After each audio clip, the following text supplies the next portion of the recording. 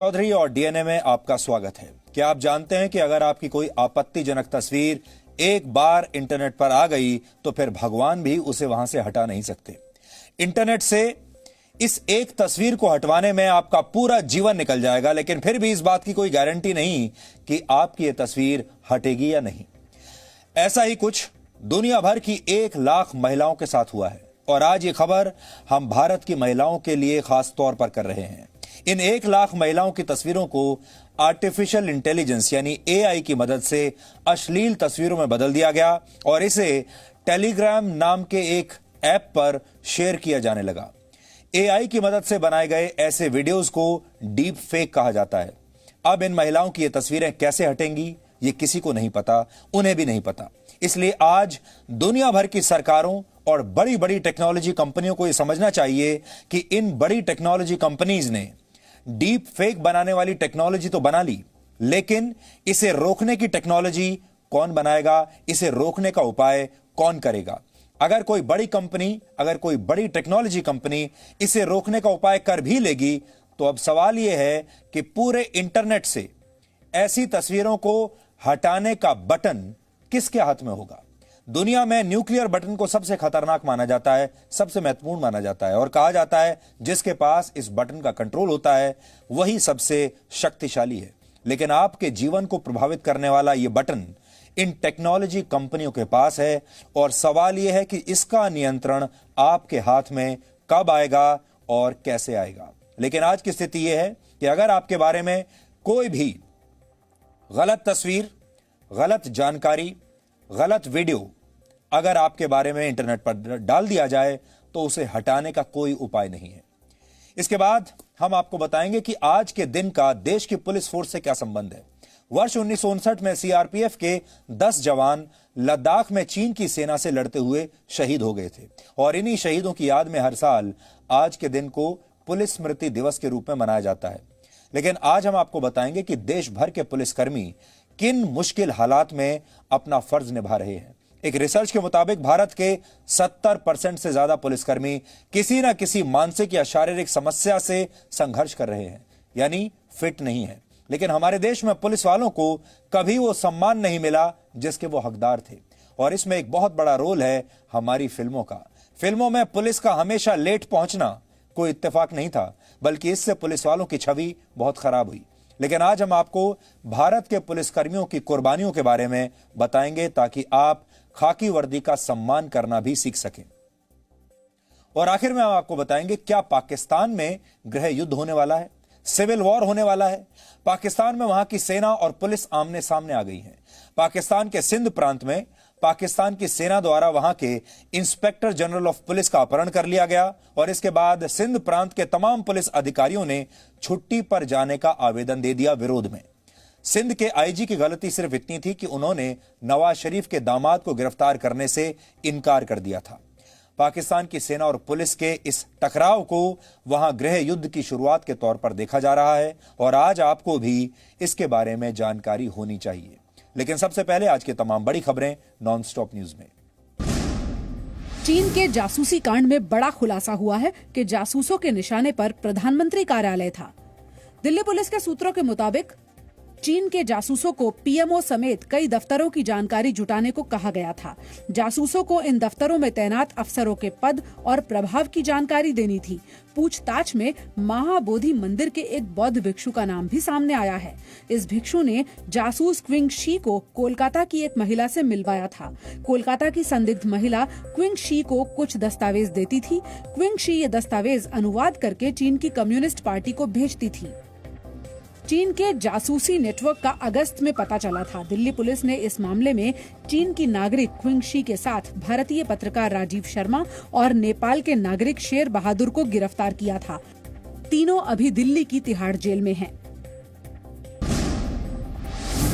Pakistan democratic movement की Gujranwala rally के बाद से पाकिस्तानी सेना और सेना प्रमुख जनरल बाजवा के खिलाफ विद्रोह शुरू हो गया है। पाकिस्तानी फौज पर सिंध के आईजी को अगवा कर नवाज शरीफ के दामाद पर जबरदस्ती एफआईआर दर्ज करवाने का आरोप लगा है। इसके विरोध में सिंध पुलिस के कई अधिकारी छुट्टी पर चले गए हैं। बढ़ते दबाव में सेना प्रमुख बाजवा को मामले की जांच के आदेश देने पड़े। पूर्व प्रधानमंत्री नवाज शरीफ ने कहा कि पाकिस्तान में 2 सरकारें चल रही हैं। किसने उठाया आईजी को और किसने उसे जबरदस्ती जो है वो एफआईआर दर्ज करवाई और किसने जबरदस्ती अरेस्ट करवाए, शक व शुबा नहीं रह गया होगा कि वाकई पाकिस्तान के अंदर इस तरह स्टेट अबव स्टेट है। वहीं गिलगिट बाल्टिस्तान में भी पाकिस्तानी सेना के खिलाफ विद्रोह के हालात बन गए हैं। इस बीच कराची में हुए एक धमाके में 5 लोगों की मौत हो गई और 20 से ज्यादा लोग जख्मी हो गए। विपक्ष इमरान सरकार को घेर रहा है, वहीं महंगाई को लेकर भी लोग इमरान सरकार के खिलाफ प्रदर्शन कर रहे हैं। मोदी सरकार ने दिवाली से पहले 30,70,000 सरकारी कर्मचारियों को बोनस देने का ऐलान किया है। सूचना प्रसारण मंत्री प्रकाश जावड़ेकर ने कैबिनेट के फैसले की जानकारी दी। कर्मचारियों को ये बोनस एक ही किश्त में दिया जाएगा।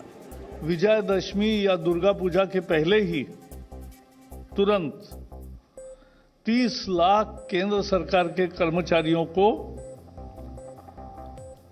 3,737 करोड़ रुपीस का बोनस का भुगतान तुरंत शुरू होगा। केंद्र सरकार इससे पहले सरकारी अधिकारियों और कर्मचारियों को त्योहारों पर 10,000 रुपए का इंटरेस्ट फ्री लोन देने का फैसला कर चुकी है। बिहार चुनाव पर बीजेपी का विजन डॉक्यूमेंट कल पटना में वित्त मंत्री निर्मला सीतारमण जारी करेंगी। आज कांग्रेस ने अपना बदलाव पत्र जारी किया, वहीं एलजेपी ने भी घोषणा पत्र जारी किया, जिसमें बिहार फर्स्ट, बिहारी फर्स्ट का नारा दिया गया। बेतिया में बीजेपी अध्यक्ष जेपी नड्डा ने चुनावी रैली की। नड्डा ने आरजेडी पर निशाना साधा और तेजस्वी यादव के पोस्टरों से लालू यादव की तस्वीर हटाए जाने को मोदी मैजिक बताया। आजकल तेजस्वी यादव अपने फोटो के साथ अपने पिता की तस्वीर नहीं लगाते, क्योंकि जनता जागरूक हो गई। मोदी जी ने जागरूक बना दिया।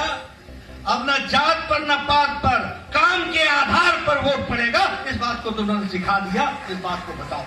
प्रधानमंत्री मोदी 23 अक्टूबर से बिहार में पहले चरण का चुनाव प्रचार करेंगे। वहीं मुख्यमंत्री नीतीश कुमार की छपरा में सभा में आज लालू यादव के समर्थन में नारे लगे।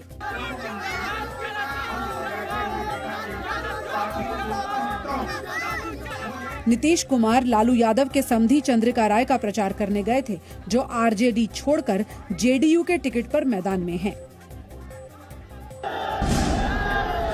बिहार चुनाव की रैली के दौरान यूपी के मुख्यमंत्री योगी आदित्यनाथ ने कांग्रेस को पाकिस्तान और अनुच्छेद 370 के सवालों पर घेरा। जमुई की रैली में योगी आदित्यनाथ ने कहा कि जिस पार्टी के नेता पाकिस्तान की तारीफ करते हैं, वो पार्टी देश का हित कैसे करेगी। योगी ने कहा कि जम्मू कश्मीर से अनुच्छेद 370 हटने से राहुल गांधी और असदुद्दीन ओवैसी को भारी तकलीफ है। इस समय 2 ही लोग पाकिस्तान की तारीफ करते हैं, या तो राहुल गांधी या ओवैसी। क्या इन दोनों से देश के हितों की कोई कल्पना आप करते हैं? क्या ये देश का हित करेंगे? योगी के आरोप पर एआईएमआईएम के अध्यक्ष असदुद्दीन ओवैसी ने भी चुनौती दी और कहा कि योगी अपनी बात साबित करके दिखाएं। मैं चैलेंज कर रहा हूं, अगर वो वाकई में योगी हैं और उत्तर प्रदेश के मुख्यमंत्री हैं तो प्रूफ दिखाएं। हाँ, योगी को दूल्हे भाई हर रात में ख्वाब में आते हैं, बहुत परेशान रहते हैं हमारा नाम सुन के। ओवैसी ने आरोप लगाया कि बीजेपी ने वोटों के ध्रुवीकरण के लिए योगी आदित्यनाथ को प्रचार में आगे किया है।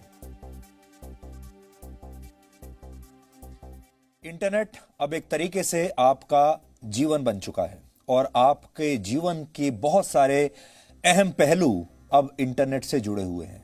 आप अपने जीवन का एक बहुत बड़ा हिस्सा इंटरनेट पर जी रहे हैं। यानी इंटरनेट एक अलग देश बन चुका है, एक अलग दुनिया बन चुका है, जिसके आप सदस्य हैं, या आप कह लीजिए कि अब आप उस यूनिवर्स के नागरिक बन चुके हैं।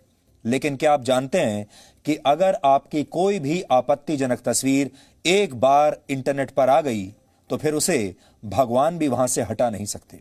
इंटरनेट से इस एक तस्वीर को हटवाने में आपका पूरा जीवन निकल जाएगा, लेकिन फिर भी इस बात की कोई गारंटी नहीं कि आपको सफलता मिलेगी। ऐसा ही कुछ इस समय दुनिया भर की 1 लाख महिलाओं के साथ हुआ है। 1 लाख महिलाओं से आज आपको बहुत कुछ सीखने की जरूरत है। इन 1 लाख महिलाओं की तस्वीरों को आर्टिफिशियल इंटेलिजेंस, जिसे आप एआई कहते हैं, एआई की मदद से अश्लील तस्वीरों में बदल दिया गया और इसे टेलीग्राम नाम के एक ऐप पर शेयर किया जाने लगा। एआई की मदद से बनाए गए ऐसे वीडियोस को डीप फेक कहा जाता है और अब इन महिलाओं की ये तस्वीरें कैसे हटेंगी ये किसी को नहीं पता। इन महिलाओं को भी नहीं पता कि अब आगे चलकर इनके जीवन पर इन तस्वीरों का क्या असर पड़ेगा और ये इससे कैसे बचेंगी। इसलिए आज दुनिया भर की सरकारों और बड़ी बड़ी टेक्नोलॉजी कंपनियों को यह समझना चाहिए कि उन्होंने डीप फेक बनाने वाली टेक्नोलॉजी तो बना ली, लेकिन इसे रोकने का उपाय कौन करेगा। अगर कोई बड़ी टेक्नोलॉजी कंपनी इसे रोकने का उपाय कर भी लेगी तो सवाल यह है कि उस टेक्नोलॉजी का बटन किसके हाथ में होगा। कौन यह तय करेगा कि इंटरनेट पर किसकी तस्वीर रहेगी और किसकी तस्वीर हटा ली जाएगी। यह अधिकार किसके हाथ में है। दुनिया भर में न्यूक्लियर बटन को सबसे महत्वपूर्ण माना जाता है और कहा जाता है कि जिसके पास इस बटन का कंट्रोल होता है वही सबसे शक्तिशाली है। लेकिन आपके जीवन को प्रभावित करने वाला बटन इन टेक्नोलॉजी कंपनियों के हाथ में है और सवाल यह है कि इसका नियंत्रण आपके हाथ में कैसे आएगा। यह ऐसी खबर है जो हमारे देश की 67 करोड़ महिलाओं पर सीधा असर डालती है, क्योंकि ये उनके साथ भी हो सकता है और इसलिए आज उन सब महिलाओं को यह समझना चाहिए कि उन्हें किन किन बातों का ध्यान रखना है अगर उन्हें इंटरनेट का इस्तेमाल करना है तो। पूरी दुनिया में हर रोज सोशल मीडिया पर 180 करोड़ तस्वीरें अपलोड की जाती हैं। फिर से सुन लीजिए, 180 करोड़ तस्वीरें हर रोज अपलोड होती हैं इंटरनेट पर।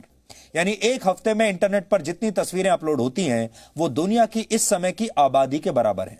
इनमें से करोड़ों तस्वीरें सेल्फी के रूप में होती हैं और इनमें महिलाओं की तस्वीरों की संख्या पुरुषों के मुकाबले बहुत ज्यादा है। यानी महिलाएं अपनी ज्यादा सेल्फी पोस्ट करती हैं पुरुषों के मुकाबले। अगर आप महिला हैं तो हो सकता है आज आपने भी अपनी कोई ना कोई तस्वीर फेसबुक पर, इंस्टाग्राम पर, स्नैपचैट पर या व्हाट्सएप पर पोस्ट की होगी। जरा याद करके देखिए कहां कहां आपने अपनी तस्वीरें पोस्ट की हैं आज। लेकिन क्या आपको जरा सा भी अंदाजा है कि आपकी ये तस्वीरें अगर अपराधियों के हाथ लग गई तो वो इनके साथ क्या क्या कर सकते हैं। साइबर अपराधी इन तस्वीरों के साथ वो सब कुछ कर सकते हैं जिसकी आपने या आपके परिवार ने कभी कल्पना तक नहीं की होगी। इन तस्वीरों को बड़ी आसानी से डीप फेक नामक टेक्नोलॉजी की मदद से अश्लील तस्वीरों में बदला जा सकता है। हमारे इस दावे का आधार आज आई वो खबर है जिसके मुताबिक सोशल मीडिया पर डाली गई 1 लाख महिलाओं की तस्वीरों को अश्लील तस्वीरों में बदल दिया गया है। और इस बात का खुलासा इंटरनेट पर मौजूद फेक कंटेंट का पता लगाने वाली एक कंपनी ने किया है और इस कंपनी का नाम है सेंसिटी नामक यह कंपनी है। इस कंपनी के मुताबिक आर्टिफिशियल इंटेलिजेंस की मदद से इन 1 लाख महिलाओं की तस्वीरों को अश्लील तस्वीरों में बदला गया है और जांच में यह पता चला कि यह सब एक डीप फेक बॉट की मदद से किया गया है। बॉट्स के बारे में आपने अक्सर सुना होगा, पढ़ा होगा। यहां भी इन्हीं बॉट्स का इस्तेमाल हो रहा है। इसे कहते हैं डीप फेक बॉट।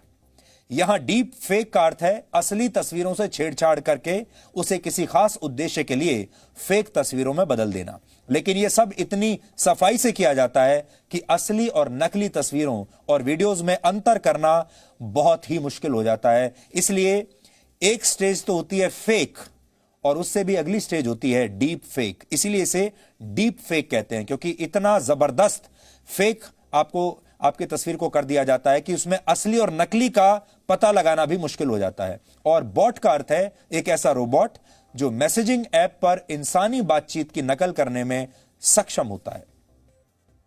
जांच करने वाली इस कंपनी की रिपोर्ट के मुताबिक यह बॉट मशहूर social media messaging app Telegram के एक चैनल पर मौजूद है, जिसे यूजर महिलाओं की तस्वीरें भेज रहे थे और यह बॉट उन तस्वीरों को अश्लील तस्वीरों में बदल रहा था।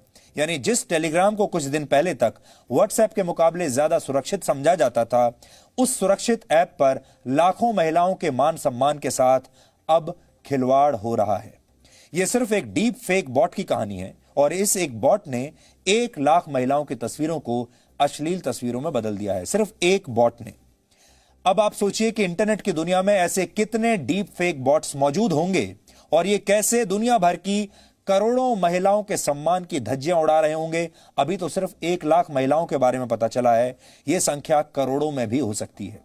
जिस ऐप की मदद से यह सब कुछ किया जा रहा है उसका नाम हमें पता चल गया है, हमारे पास उस ऐप का नाम है, लेकिन हम आपको उसका नाम जानबूझकर आज बता नहीं रहे हैं, क्योंकि भारत में कई बार लोग सावधान होने की बजाय ऐसे ऐप्स का गलत इस्तेमाल करने लगते हैं। आपने तो देखा ही होगा, अक्सर ऐसा होता है कि टेक्नोलॉजी का इस्तेमाल सही चीज की बजाय गलत चीजों में होने लगता है। वो टेक्नोलॉजी बनाई गई है कुछ अच्छा करने के लिए, लेकिन उसका दुरुपयोग होने लगता है। हमारे देश में तो कुछ ज्यादा ही होता है। इसलिए हमारे लिए कोई बड़ी बात नहीं थी, हम आपको उस ऐप के बारे में बता भी सकते हैं, लेकिन जैसे ही हम उस ऐप के बारे में आपको यहां बताएंगे टीवी पर, इस देश में ही करोड़ों लोग ऐसे हैं जो उसका दुरुपयोग करने लगेंगे। इसलिए उस ऐप के बारे में आपको बता नहीं रहे हैं।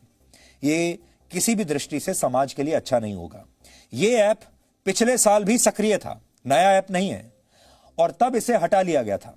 लेकिन ऐसा लगता है कि कुछ लोगों ने इसके कोड चुरा लिए थे और इन कोड्स के सहारे इस ऐप को फिर से एक्टिव कर लिया गया है। अब सवाल यह है कि 1 लाख महिलाओं की जिन तस्वीरों को अश्लील तस्वीरों में बदला गया, क्या उन्हें इंटरनेट से कभी हटाया जा सकता है? यह उससे भी गंभीर सवाल है और इसका सीधा जवाब है, ज्यादा सोचने की भी जरूरत नहीं है, जवाब है नहीं। इन तस्वीरों को इंटरनेट से अब नहीं हटाया जा सकता, अब ये इंटरनेट पर ही रहेंगी। अगर इंटरनेट पर आपसे जुड़ा कोई भी आपत्तिजनक कंटेंट अपलोड हो चुका है, चाहे वो आपको लेकर कोई खबर हो, चाहे वो आपको लेकर कोई तस्वीर हो, आपका कोई फेक वीडियो हो, तो आप मानकर चलिए कि आप उसे पूरी तरह से कभी नहीं हटा सकते। आप ज्यादा से ज्यादा भारत के आईटी एक्ट के तहत एक नोटिस के जरिए इस आपत्तिजनक कंटेंट को हटाने के लिए कह सकते हैं, सरकार से निर्देश दिलवा सकते हैं। जो वेबसाइट्स और सोशल मीडिया प्लेटफॉर्म्स कानूनों का पालन करते हैं वो तो एक हद तक इस आपत्तिजनक कंटेंट को हटा भी सकते हैं, लेकिन इंटरनेट पर ऐसी लाखों करोड़ों वेबसाइट्स हैं जिनसे इस कंटेंट को हटाना संभव नहीं है। और हमारे देश का कानून हो, हमारे देश की पुलिस हो या कहीं की भी पुलिस हो, इन लाखों करोड़ों वेबसाइट्स तक पहुंचना उनके लिए भी संभव नहीं है और ना ही ये वेबसाइट्स किसी देश के कानून को मानती हैं। इंटरनेट पर अपना मान सम्मान बचाने की लड़ाई एक महिला को कैसे हताश और निराश कर सकती है, आज हम इसका एक उदाहरण भी आप सबको देना चाहते हैं। और यह उदाहरण इसलिए है, आप कल्पना कीजिए कि आपकी मर्जी से या आपकी बिना मर्जी के किसी ने आपका कोई आपत्तिजनक वीडियो बना लिया या तस्वीर खींच ली, और उस तस्वीर को, वो असली तस्वीर भी हो सकती है, नकली तस्वीर भी हो सकती है, आप ये भी मान लीजिए कि वो तस्वीर असली नहीं है, उसे डीप फेक किया गया है और उसे इंटरनेट पर डाल दिया गया।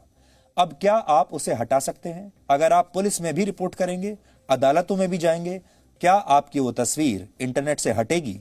यह समझने के लिए आप इस केस स्टडी पर नजर डालिए। बहुत दिलचस्प केस स्टडी है। यह कहानी है मलयालम फिल्म इंडस्ट्री की एक अभिनेत्री जिनका नाम है सोना एम अब्राहम। सोना ने हमसे यह आग्रह किया है, आज हमने उनसे बात की, लेकिन सोना ने हमसे यह आग्रह किया है कि हम उनकी तस्वीर आज टेलीविजन पर ना दिखाएं, इसलिए उनकी भावनाओं का सम्मान करते हुए हम उनकी तस्वीर नहीं दिखा रहे हैं।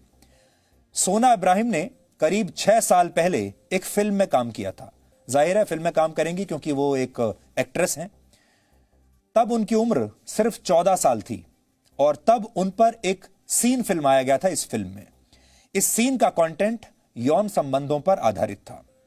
फिल्म के डायरेक्टर ने सोना इब्राहिम से यह वादा किया था कि सीन के जरूरी हिस्सों का इस्तेमाल फिल्म में करने के बाद इन सारे वीडियोस को डिलीट कर दिया जाएगा, लेकिन डायरेक्टर और प्रोड्यूसर ने ऐसा नहीं किया और इन वीडियोस को डिलीट नहीं किया। और 1 साल के बाद इस सीन की एक रॉ फुटेज लीक होकर न जाने कहां से इंटरनेट पर पहुंच गई और फिर इंटरनेट पर इस वीडियो को एक अश्लील कंटेंट की तरह पेश किया जाने लगा और लोगों ने भी इसे अश्लील कंटेंट मानकर देखना शुरू कर दिया। पहले सैकड़ों लोगों ने देखा, फिर हजारों ने, फिर लाखों ने और शायद अब तक करोड़ों लोगों ने देख लिया अलग अलग वेबसाइट्स पर। इंटरनेट और खासकर यूट्यूब पर इस सीन के लीक होने के बाद सोना इब्राहिम का परिवार पुलिस के पास पहुंचा और इस वीडियो को इंटरनेट से हटाए जाने की उन्होंने मांग की। लेकिन 6 साल बीत चुके हैं। 6 साल के बाद भी इस सीन को अब तक इंटरनेट से नहीं हटाया गया है। अब भी यह इंटरनेट पर पड़ा हुआ है। सोना इब्राहिम के मुताबिक जब उन्होंने ये फिल्म शूट की थी और जब ये सीन लीक हुआ तब वो नाबालिग थी, 14 साल उनकी उम्र थी। इस हिसाब से इस मामले में protection of children from sexual offences act के तहत केस दर्ज होना चाहिए था। इस एक्ट के तहत उन लोगों पर कार्रवाई की जाती है जो बच्चों के साथ यौन हिंसा करते हैं। इसके अलावा आरोपियों पर आईटी एक्ट की धारा 67B भी लगाई जानी चाहिए थी। यह धारा ऐसे व्यक्ति पर लगाई जाती है जो इंटरनेट पर ऐसी अश्लील सामग्री डालता है जिसमें बच्चे शामिल होते हैं। लेकिन इस मामले में आरोपियों पर यह धाराएं नहीं लगाई गईं और उन्हें पुलिस स्टेशन से ही जमानत मिल गई। सोचिए, आप पुलिस स्टेशन गए, शिकायत भी कर दी और आरोपियों को वहीं के वहीं पुलिस स्टेशन से जमानत मिल गई। सोना इब्राहिम ने जब आज हमने उनसे बात की तो आप सबके लिए एक ऑडियो संदेश भेजा है। उन्होंने हमसे फोन पर बात की है, अपना एक ऑडियो संदेश हमें भेजा है। इसमें उन्होंने यह बताया है कैसे इस घटना ने उन्हें मानसिक रूप से हमेशा के लिए तोड़कर रख दिया। उनकी ये कहानी आज देश भर की महिलाओं को सुननी चाहिए। इससे आप समझ जाएंगे कि कैसे हमारे देश में एक महिला अपराधियों के हाथों नहीं बल्कि हमारे देश के सिस्टम के हाथों, हमारे देश की व्यवस्था के हाथों ही हार जाती है और फिर उसे कभी भी इंसाफ नहीं मिल पाता। The shooting scenes were leaked out of context from the cinema, and it was published on other websites like YouTube or other porn websites and everywhere. And when my family asked about this to the director, producer and editor, they were like, we have no responsibility about this, but they only the 3 people who could have got the access. The primary access was to the director, producer, and secondarily the only other person who can get the access is the editor. So this is the things happened, and we approached the police in 2013-14. Then we filed a complaint, and they said that they'll remove the videos, but they didn't. Actually, I cannot really blame them that they didn't try. They tried, but it couldn't get removed. And after that, in 2000s, it got spread everywhere, and I was completely defamed and my image was tarnished like anything. And after that, in 2016, FIR was filed, and there is a case against the director, producer and editor of the movie, but still the content has not been removed. So this is the whole thing. And I had recorded this video a few days back, because I had been going through a very bad phase since the last 5-6 years of my life, and I had been complete depression, depriving me of everything, the outer society. अब आप कल्पना कीजिए कि जब एक अभिनेत्री को इंसाफ नहीं मिल पा रहा, ये अभिनेत्री पढ़ी लिखी है, सक्षम है, कानूनों को समझती हैं, सब चीजों को समझती हैं, इन्हें पता है कहां जाना है, इसके बावजूद भी इन्हें 6 साल हो गए, इंसाफ नहीं मिला। अगर इस अभिनेत्री के साथ यह हो सकता है तो देश की लाखों करोड़ों आम महिलाओं का क्या हाल होता होगा। कल हमने आपको हरियाणा के पानीपत से आई एक खबर दिखाई थी जिसमें एक आदमी ने अपनी पत्नी को 1.5 साल तक 3 बाय 3 फीट के बाथरूम में बंद करके रखा था, लेकिन जब पुलिस ने इस व्यक्ति को गिरफ्तार किया तो उसे 1 दिन के अंदर ही जमानत मिल गई। और इस मामले में भी जो आरोपी हैं, जो आज हम आपको बता रहे हैं, उन्हें भी पुलिस स्टेशन से ही जमानत मिल गई। ये उदाहरण इसलिए दे रहे हैं, ये जो महिला आपको दिख रही है कंकाल जैसी, लगभग लाश जैसी बन गई है, इसके पति ने इसे बाथरूम में बंद करके रखा 1.5 साल तक, और इसके पति को 1 दिन में ही जमानत मिल गई। अब वो वापस अपने घर आ चुका है। अब आप सोचिए, वापस घर आने के बाद वो इस महिला की क्या हालत करेगा, और हम क्या ये कह सकते हैं कि इस महिला को इंसाफ मिला है। इसी तरीके से आज जिस अभिनेत्री के बारे में हमने आपको बताया, इस अभिनेत्री ने जब पुलिस में रिपोर्ट की तो वहां पर भी आरोपियों को पुलिस स्टेशन से ही जमानत मिल गई। अब ये कैसा इंसाफ है? यानी हमारे देश में कहीं तो महिलाएं 3 बाय 3 फीट की काल कोठरियों में बंद हैं, तो कहीं महिलाओं के मान सम्मान को 6 इंच की स्क्रीन पर बेचा जा रहा है और करोड़ों लोग बोली लगा रहे हैं। इस समय बहुत सारी महिलाएं हमारा ये विश्लेषण जरूर देख रही होंगी और वो ये जानना चाहती होंगी कि आखिर सोशल मीडिया से ली गई उनकी तस्वीरों के साथ ये छेड़छाड़ होती कैसे है। तो आज हमने इस बारे में खुद भी काफी समझने की कोशिश की, काफी स्टडी किया इस पूरे मामले को, और हमें पता चला कि जिन तस्वीरों के साथ बहुत आसानी से छेड़छाड़ हो जाती है उनमें ज्यादातर सेल्फीज होती हैं। इसलिए अगली बार जब आप अपनी सेल्फी पोस्ट करें इंटरनेट पर तो सोच समझ कर कीजिए। सेल्फीज में चेहरा साफ साफ दिखाई देता है और आमतौर पर इसका रेजोल्यूशन भी काफी अच्छा होता है। इसलिए सेल्फी से लिए गए किसी महिला के चेहरे को किसी भी अश्लील तस्वीर के साथ जोड़ना काफी आसान होता है। इसलिए साइबर अपराधी जो होते हैं उनकी जो फेवरेट तस्वीर होती है वो होती है सेल्फी। यानी सोशल मीडिया पर चेहरे का क्लोजअप डालना काफी खतरनाक होता है। इसके अलावा अगर आप अलग अलग एंगल से अपनी सेल्फी लेने की शौकीन हैं तो आप अपनी आदत भी छोड़ दीजिए, क्योंकि आपके चेहरे के ये अलग अलग एंगल्स डीप फेक तैयार करने वाले आर्टिफिशियल इंटेलिजेंस का काम बहुत आसान कर देते हैं। इससे ऐसे वीडियोस तैयार किए जा सकते हैं जिन्हें नकली मानना लगभग नामुमकिन होता है। लगेगा ही नहीं आपको कि यह नकली है, एकदम ऐसा लगेगा जैसे ये असली है, और फिर आप किसे अपनी सफाई, क्योंकि इसमें आपके चेहरे के लगभग सभी भाव, सभी एंगल मौजूद होते हैं। इसलिए सबसे पहला काम तो आप ये करें कि जितना कम हो सके उतनी कम सेल्फीज क्लिक करें। अगर आपको इन सेल्फीज को किसी सोशल मीडिया ऐप पर पोस्ट करना भी है तो इसके रेजोल्यूशन को कम कर दें। जिन तस्वीरों का रेजोल्यूशन कम होता है वो तस्वीरें बहुत सफाई से आपके चेहरे के हाव भाव को नहीं दिखा पाती और ऐसी तस्वीरों के साथ छेड़छाड़ की संभावना कम हो जाती है।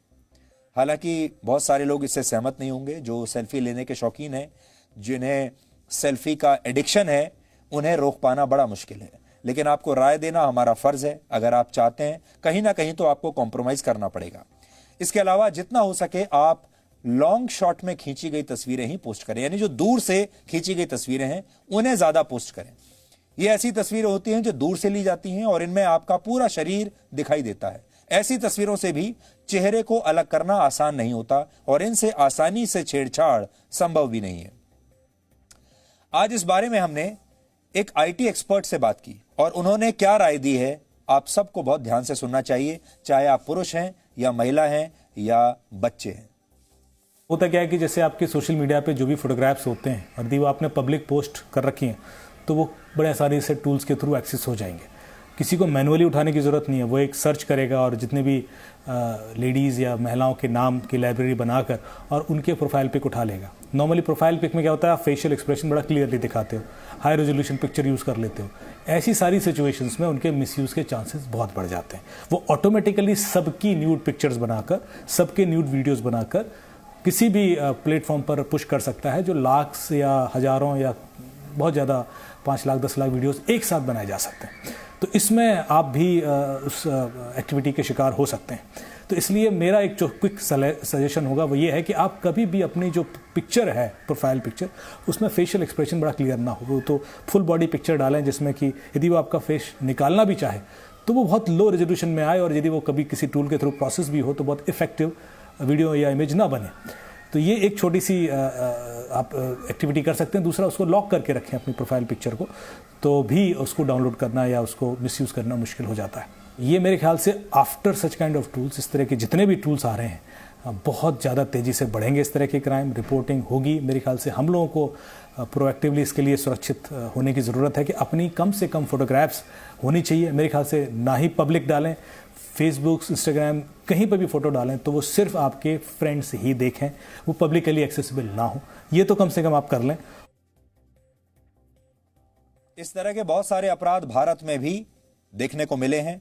जब किसी महिला की जो तस्वीर है वो आपत्तिजनक तस्वीर में बदल जाती है या किसी और पुरुष के साथ उसको लगा दिया जाता है और ऐसी तस्वीरों को पोस्ट करके बहुत सारे साइबर अपराधी ब्लैकमेल करना शुरू कर देते हैं लोगों को। जिस मैसेजिंग ऐप पर 1 लाख महिलाओं की तस्वीरों को अश्लील तस्वीरों में बदला गया है उसका नाम टेलीग्राम है, जो हम आपको बता चुके हैं। टेलीग्राम पर जब आप कोई तस्वीर किसी को भेजते हैं तो उसका आकार अपने ओरिजिनल रेजोल्यूशन जितना ही रहता है, यानी इसकी क्वालिटी खराब नहीं होती, कम नहीं होती। और बहुत सारे लोगों ने टेलीग्राम को इसीलिए चुना भी था क्योंकि इसमें जब तस्वीर जाती है, किसी दूसरे को आप भेजते हैं तो बिल्कुल ओरिजिनल फॉर्म में जाती है, उसकी क्वालिटी खराब नहीं होती। इसलिए टेलीग्राम पर मौजूद बॉट के जरिए इस काम को आसानी से अंजाम दिया गया है। लेकिन डीप फेक के जरिए सिर्फ महिलाओं को ही बदनाम नहीं किया जाता, बल्कि इसका शिकार बड़े बड़े नेता, सेलिब्रिटीज और आम पुरुष भी होते हैं। इसे समझाने के लिए मैं आपको अमेरिका के पूर्व राष्ट्रपति बराक ओबामा की कुछ तस्वीरें दिखाना चाहता हूं। आप यह तस्वीर देखिए और फिर मैं आपसे एक सवाल पूछूंगा। Things like high-tech manufacturing, clean energy, and the infrastructure that creates good new jobs. America's businesses have created 14.5 million new jobs over 75 straight months. आपने बराक ओबामा के 4 वीडियोस देखे और इन चारों वीडियोस में बराक ओबामा कुछ बातें कह रहे हैं। अब आपको यह बताना है कि इनमें से कौन सा वीडियो असली है। अगर आपको थोड़ा समय और चाहिए तो मैं एक बार फिर से ये वीडियो आपके लिए प्ले करता हूं। इस बार ध्यान से देखिएगा। Invest in things like high-tech manufacturing, clean energy, and the infrastructure that creates good new jobs. America's businesses have created 14.5 million new jobs over 75 straight months. अब आप में से बहुत सारे लोग कह रहे होंगे कि पहला वीडियो सही है, कुछ को लगता होगा दूसरा वीडियो सही है, किसी को नंबर 4 का वीडियो सही लग रहा होगा। हो सकता है आपने अपने मन में जवाब सोच भी लिया हो, लेकिन सच यह है कि इनमें से कोई भी वीडियो असली नहीं है और ये सभी डीप फेक की मदद से तैयार किए गए फेक वीडियोस हैं। ये वीडियो लोगों को डीप फेक के खतरों के प्रति आगाह करने के लिए बनाए गए थे, लेकिन कोई भी आम आदमी शायद ये बता नहीं पाएगा कि ये वीडियो नकली है। अब आप सोचिए, अगर बराक ओबामा के साथ ये हो सकता है तो फिर ये किसी के साथ भी हो सकता है। इस वीडियो को बनाने के लिए बराक ओबामा की आवाज की कई घंटों की रिकॉर्डिंग्स का इस्तेमाल किया गया और एल्गोरिथम की मदद से आर्टिफिशियल इंटेलिजेंस यानी एआई को बराक ओबामा की आवाज की कॉपी करना सिखाया गया और फिर इसी एआई की मदद से यह पूरा की पूरा नकली वीडियो तैयार किया गया। अब आप एक और वीडियो देखिए। यह वीडियो अमेरिका की संसद की स्पीकर नैन्सी पेलोसी का है। इस वीडियो को असली मानकर अमेरिका के राष्ट्रपति डोनाल्ड ट्रंप ने इसे ट्वीट भी कर दिया था और नैन्सी पेलोसी का मजाक उड़ाया था। पहले आप ये वीडियो देखिए और फिर हम आपको इसकी हकीकत बताएंगे। And then he had a press conference in the Rose Garden with all this sort of visuals that obviously were planned long before I said most currently that he was engaged in a cover-up. इस video को देखने के बाद Donald Trump ने इसे Twitter पर post करते हुए लिखा था कि देखिए, एक न्यूज कॉन्फ्रेंस में नैन्सी पेलोसी स्टैमर कर रही हैं, यानी उनकी जुबान लड़खड़ा रही है। इसके बाद ट्रंप के कई समर्थकों ने सोशल मीडिया पर यह भी दावा करना शुरू कर दिया कि नैन्सी पेलोसी शराब पिए हुए थी, इसलिए उनकी जुबान लड़खड़ा रही थी क्योंकि वो नशे में थी। लेकिन असल में ऐसा कुछ भी नहीं था। जिस वीडियो से छेड़छाड़ की गई थी वो वीडियो अब आप देखिए, आपको सारी बात समझ में आ जाएगी। अभी नकली वीडियो आपने देखा, अब असली वीडियो देखिए। And then he had a press conference in the Rose Garden with all this sort of visuals that obviously were planned long before I said most currently that he was engaged in a cover-up. जिन लोगों ने इस video से छेड़छाड़ की थी उन्होंने इसके लिए डीप फेक टेक्नोलॉजी का इस्तेमाल भी नहीं किया, बल्कि सिर्फ इस वीडियो की रफ्तार को थोड़ा सा कम कर दिया, जिसके बाद ऐसा लगने लगा कि वो नशे में अटक अटक कर अपनी बात कह रही हैं। एक जमाना था जब ऑडियो और वीडियो को प्रमाणिक सच मान लिया जाता था, सत्य मान लिया जाता था, लेकिन अब धीरे धीरे ऑडियो और वीडियो से यह विश्वास अब खोने लगा है। अब आपके पास कोई वीडियो आ भी जाता है, किसी का ऑडियो भी आ जाता है, तो दिमाग में जो पहला सवाल आता है वो ये कि ये वीडियो या ऑडियो असली भी है या ये फेक है। छेड़छाड़ करके बनाए गए ऐसे ऑडियो और वीडियो और तस्वीरों को आप सिंथेटिक मीडिया भी कह सकते हैं। इसे सिंथेटिक मीडिया कहते हैं। इस तरह के फेक वीडियोस को अक्सर सोशल मीडिया की मदद से फैलाया जाता है, वायरल कर दिया जाता है और इसमें सबसे आगे है फेसबुक। लेकिन क्या आपको पता है कि फेसबुक के संस्थापक मार्क जकरबर्ग खुद डीप फेक टेक्नोलॉजी का शिकार हो चुके हैं। पिछले साल मार्क जकरबर्ग का एक वीडियो वायरल हुआ था जिसमें वो ये दावा कर रहे थे कि उनके पास एक ऐसी टेक्नोलॉजी है जिससे वो पूरी दुनिया के करोड़ों लोगों के डेटा को कंट्रोल कर सकते हैं और उसका मन मुताबिक इस्तेमाल भी कर सकते हैं। इस नकली वीडियो में मार्क जकरबर्ग जो कह रहे हैं वो सुनकर कोई भी डर जाएगा। Imagine this for a second.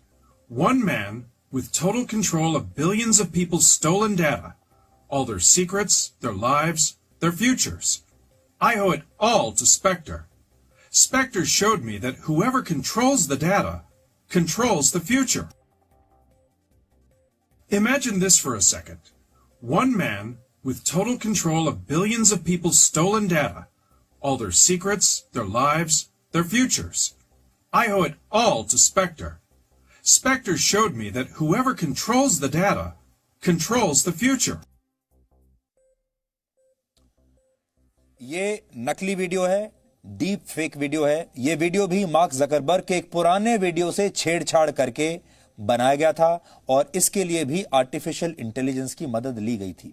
हालांकि इसे बिल पोस्टर्स और डैनियल हाउ नाम के 2 कलाकारों ने लोगों को डीप फेक के प्रति आगाह करने के लिए तैयार किया था, ताकि लोगों को पता चल सके कि डीप फेक टेक्नोलॉजी से क्या क्या हो सकता है। उन्हें सावधान करने के लिए यह वीडियो बनाया गया था।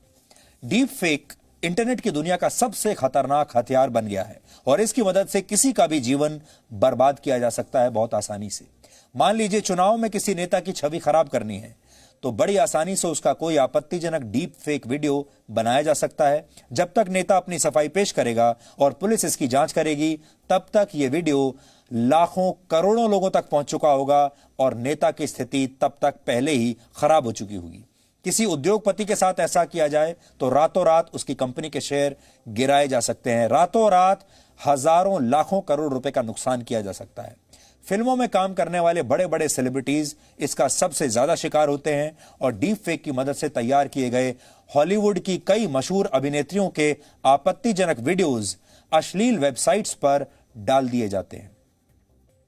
डराने वाली बात यह है कि इस तरह के नकली वीडियोज और तस्वीरों को कोई भी आम आदमी एक बहुत ही सस्ते से सॉफ्टवेयर और थोड़े दिनों के अभ्यास के बाद तैयार करना सीख सकता है। ऐसे बहुत सारे मोबाइल फोन एप्लीकेशंस भी हैं जो आसानी से किसी की भी तस्वीर को बदल देते हैं। इन तस्वीरों को मॉर्फ भी किया जाता है और चेहरों की अदला बदली भी की जा सकती है। यानी ये खतरनाक हथियार आम लोगों के हाथ अब लग चुके हैं। आम लोग या आप समझ लीजिए जो छोटे छोटे अपराधी भी हैं वो भी अब इनका इस्तेमाल करने लगे हैं। अब सवाल यह है कि इसका इलाज क्या है, क्या करें आप। आज हमने इस बारे में साइबर विशेषज्ञों से बात की है। उन्होंने हमें जो बताया है वो आप सबको भी सुनना चाहिए। इसका पहला तरीका यह है कि आप खुद डीप फेक को पहचानना सीखें। डीप फेक तस्वीरों के मुकाबले वीडियोस को पहचानना आसान होता है, यानी स्टिल तस्वीरों के मुकाबले आप वीडियोस को ज्यादा आसानी से पहचान पाएंगे। उदाहरण के लिए, जब किसी व्यक्ति का डीप फेक वीडियो बनाया जाता है तो उसमें उस व्यक्ति और उसके बैकग्राउंड के बीच ज्यादा अंतर नहीं रखा जाता। ऐसा वीडियो की असलियत छिपाने के लिए किया जाता है। लेकिन अगर आप ये पहचान गए कि वीडियो में सिर्फ चेहरे पर फोकस किया जा रहा है और बैकग्राउंड को जानबूझकर छिपाया गया है, तो आप फेक वीडियो को पहचान पाएंगे। दूसरा तरीका यह है कि आने वाले समय में ऐसे कैमरे विकसित किए जाएं जो तस्वीर खींचकर उसे एक तरह के डिजिटल सिग्नेचर में बदल दें और इसे एनक्रिप्ट कर लिया जाए। ये एनक्रिप्टेड तस्वीरें भी एनक्रिप्टेड हो जाएं। इससे अपराधी इनका आसानी से इस्तेमाल नहीं कर पाएंगे। खुद को डीप फेक से बचाने का एक आसान तरीका यह है कि अपनी कम से कम तस्वीरें सोशल मीडिया पर डालें और जितना हो सके चेहरे के क्लोजअप वाली तस्वीरें डालने से बचें। हालांकि हमें यह भी लगता है कि ये वाली राय आप में से ज्यादातर लोग मानने वाले नहीं हैं। चौथा तरीका यह है कि डीप फेक बनाने वाले आर्टिफिशियल इंटेलिजेंस के खिलाफ डीप फेक को पहचानने वाले आर्टिफिशियल इंटेलिजेंस को तेजी से विकसित किया जाए और इनकी पहुंच आम लोगों तक सुनिश्चित की जाए, ताकि लोग फेक न्यूज और फेक वीडियोस का शिकार होने से बच जाएं और उनके पास ये टेक्नोलॉजी या इस तरह का ऐप मौजूद हो उनके ही फोन में जो उनको ये बता दे कि ये वीडियो फेक है। अब आपको बताते हैं कि सोशल मीडिया पर ऐसे आपत्तिजनक कंटेंट की शिकायत कि अगर आप कहां कर सकते हैं अगर आप इसका शिकार हो जाएं तो। सभी बड़े सोशल मीडिया प्लेटफॉर्म्स पर ऑनलाइन हैरेसमेंट की रिपोर्ट करने का विकल्प होता है, जहां पर आप अपने साथ हुई ऐसी घटनाओं की सूचना दे सकते हैं। लगभग हर राज्य में एक साइबर सेल डिपार्टमेंट है। हालांकि आप चाहें तो national cyber crime reporting portal पर भी ये जानकारियां दे सकते हैं। इस पोर्टल की वेबसाइट का पूरा एड्रेस इस समय आपकी स्क्रीन पर है, आप नोट कर लीजिए।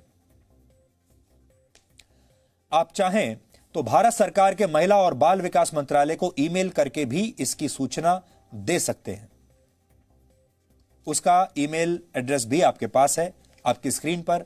राष्ट्रीय महिला आयोग महिलाओं के साथ हुई ऑनलाइन हिंसा के मामलों पर खुद संज्ञान लेकर जांच शुरू कर सकता है। राष्ट्रीय महिला आयोग की वेबसाइट पर आप ऑनलाइन शिकायत कर सकते हैं, उन्हें ईमेल कर सकते हैं या फिर उनके हेल्पलाइन नंबर पर भी कॉल कर सकते हैं। सारी डिटेल्स आपकी स्क्रीन पर हम इस समय दे रहे हैं।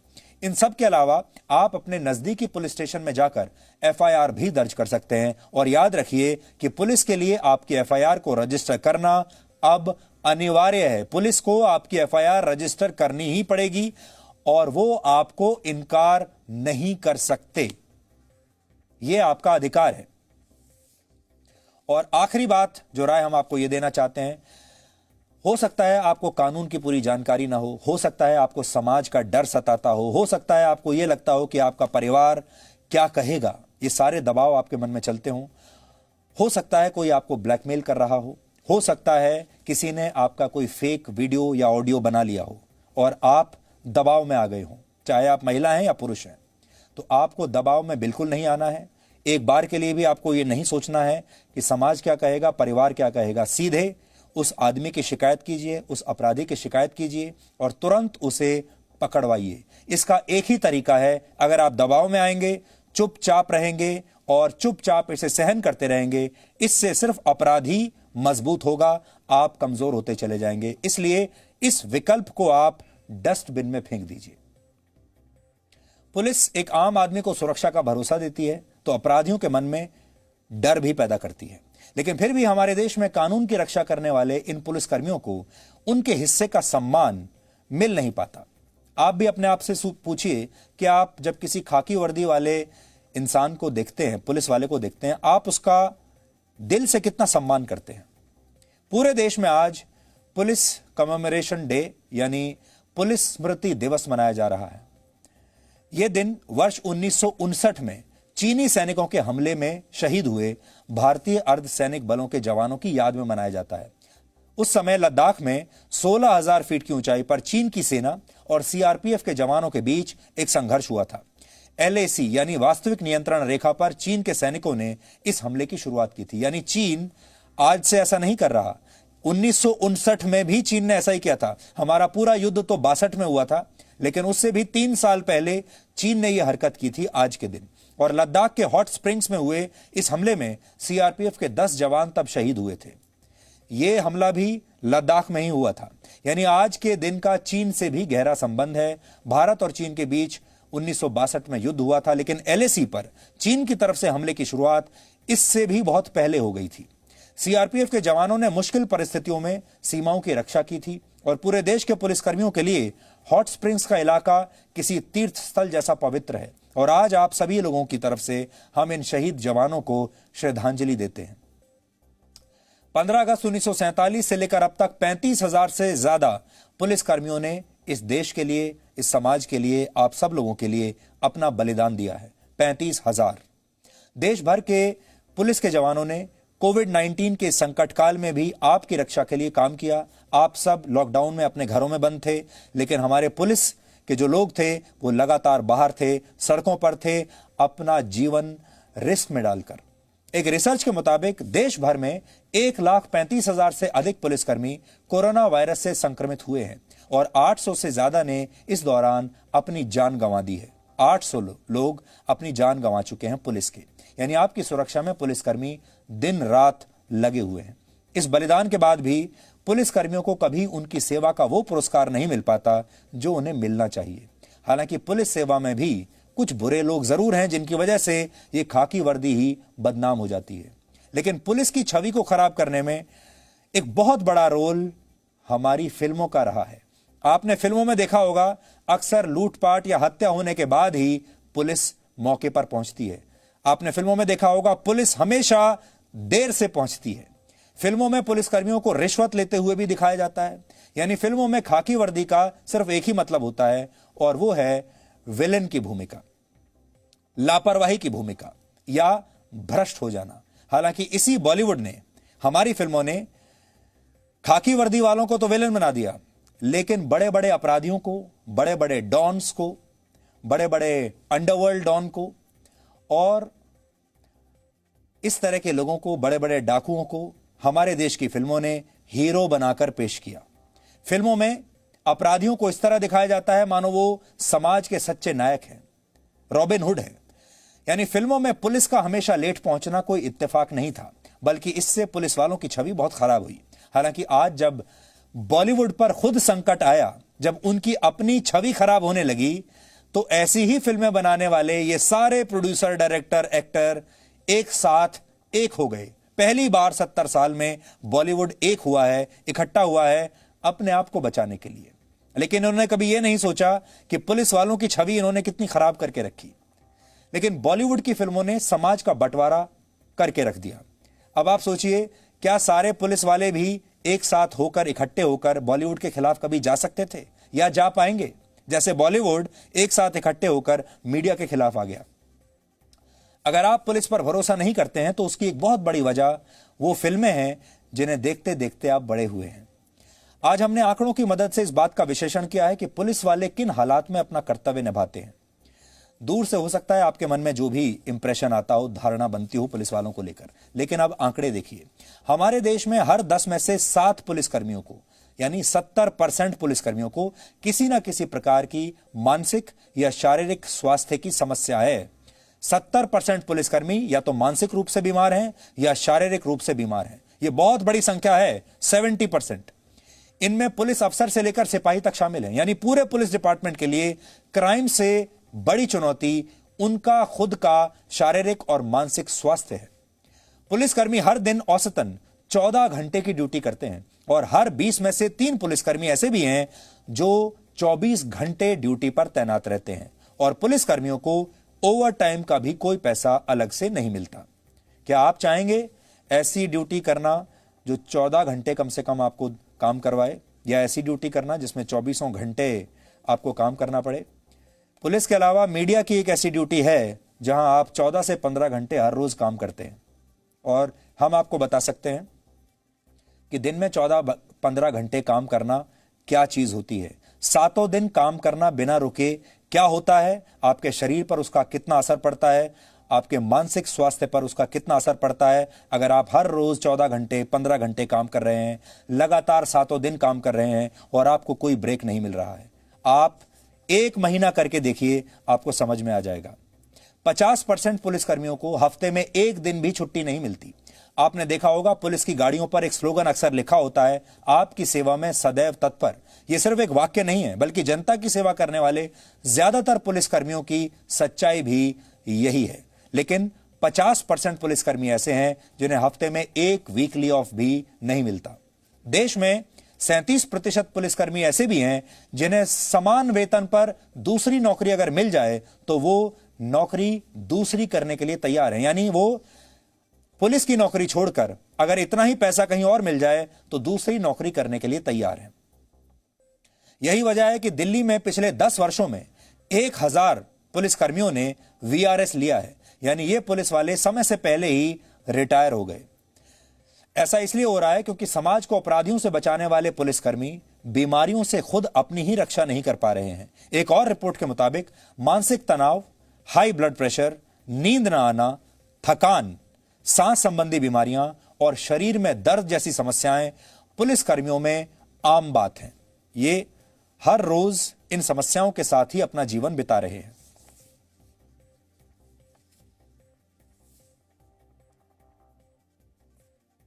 अब हम 4 मिनट का एक छोटा सा ब्रेक लेंगे। ब्रेक के बाद हम आपको यह बताएंगे कि क्या पाकिस्तान में गृह युद्ध होने वाला है, सिविल वॉर होने वाला है। यह बहुत बड़ी खबर है क्योंकि पाकिस्तान में वहां की सेना और पुलिस आमने सामने आ गए हैं। सोचिए, सेना और पुलिस आपस में लड़ रहे हैं। क्या हो रहा है, ब्रेक के बाद बताएंगे।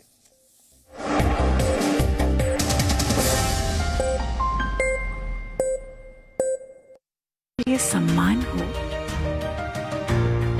तो दुनिया झुकती है। जी न्यूज़, परंपरा संस्कारों की।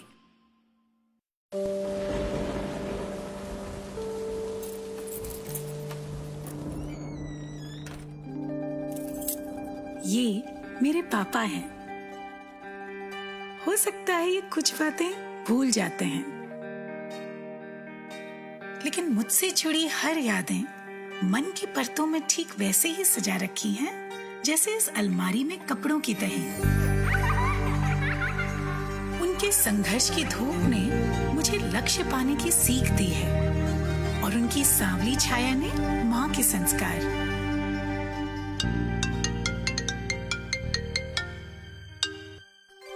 प्रणाम पापा। जीते रहो। आज तो हाँ पता है, आज आपके लिए बहुत स्पेशल दिन है। आज मैं आपको बहुत मिस कर रही हूँ पापा। इतिहास में ऐसा पहली बार हो रहा है जब लेफ्टिनेंट के परिवार वाले पासिंग आउट परेड का हिस्सा नहीं बन पाए, लेकिन कोरोना काल में 130 करोड़ भारतीय उनसे यही कहना चाहते हैं, विजयी भव। पापा कहते हैं कि संभव की सीमा जानने के लिए असंभव से आगे निकलना पड़ता है और योद्धा वही है जिसके मन में गौरवशाली परंपराओं के लिए सम्मान हो और जिसके कंधों पर अपने देश का अभिमान हो। Ladies and gentleman, lieutenant Anjali Kumar. Zee news, परंपरा संस्कारों की। सपने एक स्पर्श से जगते हैं। कहते हैं ना, पहला कदम ही सफलता की सीढ़ी बनता है। Yes, I know. How can I forget that? अरे दिव्या, कितना टाइम लगेगा यार? मम्मा मेरा होमवर्क। अरे बहू, पूजा की थाली। परिवार की आशाएं बेड़ियां बनेंगी या पंख, चुनना आपको है। समय की धड़कन नहीं बदलती, समय के साथ हम बदलते हैं।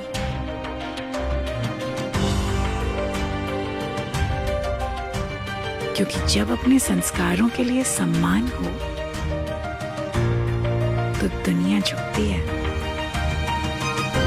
जी न्यूज, परंपरा संस्कारों की।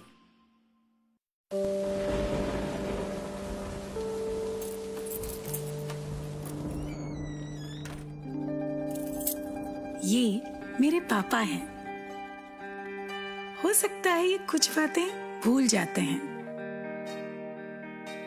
लेकिन मुझसे जुड़ी हर यादें मन की परतों में ठीक वैसे ही सजा रखी हैं जैसे इस अलमारी में कपड़ों की तहें। उनके संघर्ष की धूप ने मुझे लक्ष्य पाने की सीख दी है और उनकी सांवली छाया ने माँ के संस्कार।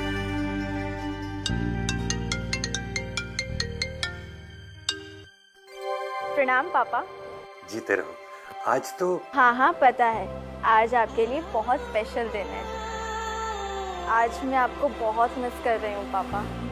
इतिहास में ऐसा पहली बार हो रहा है जब लेफ्टिनेंट के परिवार वाले पासिंग आउट परेड का हिस्सा नहीं।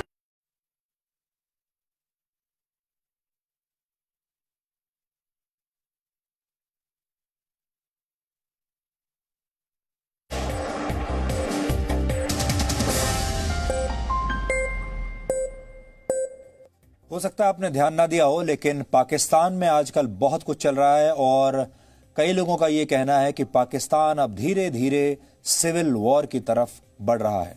और आज की स्थिति देखकर तो ऐसा ही लगता है, क्योंकि पाकिस्तान की सेना और वहां की पुलिस आमने सामने आ गई है और इस टकराव से वहां सिविल वॉर की शुरुआत हो सकती है। पिछले एक हफ्ते में पाकिस्तान के गुजरांवाला और कराची में 11 विपक्षी दलों की हुई 2 बड़ी रैलियां हुई हैं। इन रैलियों को मिले जन समर्थन ने पाकिस्तान के प्रधानमंत्री इमरान खान और वहां के सेना प्रमुख जनरल कमर जावेद बाजवा की नींद उड़ा दी है, क्योंकि इन लोगों ने सोचा नहीं था कि इन रैलियों में इतनी बड़ी संख्या में लोग आएंगे। महंगाई की वजह से पाकिस्तान की जनता इमरान खान से नाराज है। पाकिस्तान में विपक्ष, पुलिस और जनता अब एक ऐसा ट्रायंगल तैयार कर चुके हैं जिसमें प्रधानमंत्री इमरान खान और जनरल कमर जावेद बाजवा बुरी तरह से फंस गए हैं।